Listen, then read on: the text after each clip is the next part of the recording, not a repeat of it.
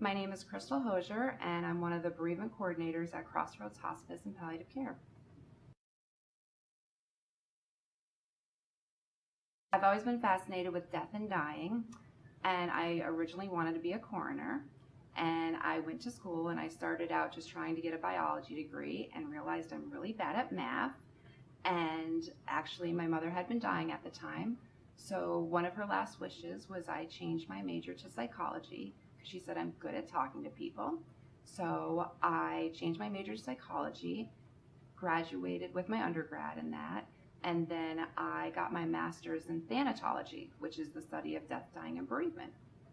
And I just wanted to be a grief counselor.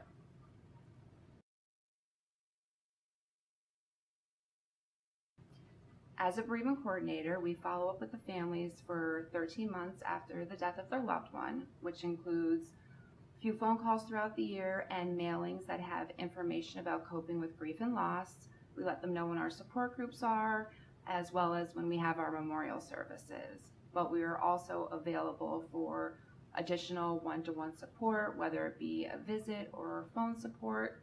And we are always available for our staff as well to provide any additional support that we can.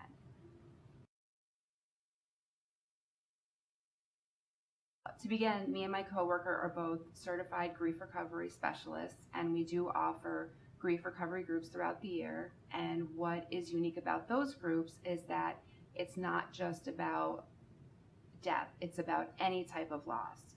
Loss of a job, loss of a house, divorce. So that's what's unique about those groups.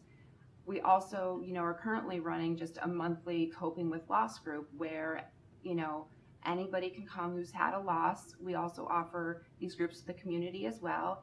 And it's just a place where people can get together and express their feelings and know that they're not alone in their grief.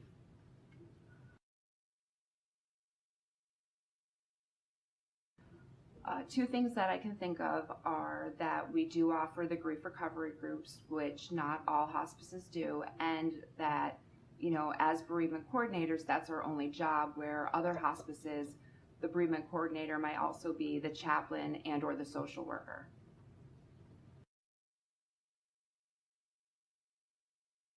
The one thing I can think of is I had a woman whose mother died on our program, and she attended one of our grief recovery groups.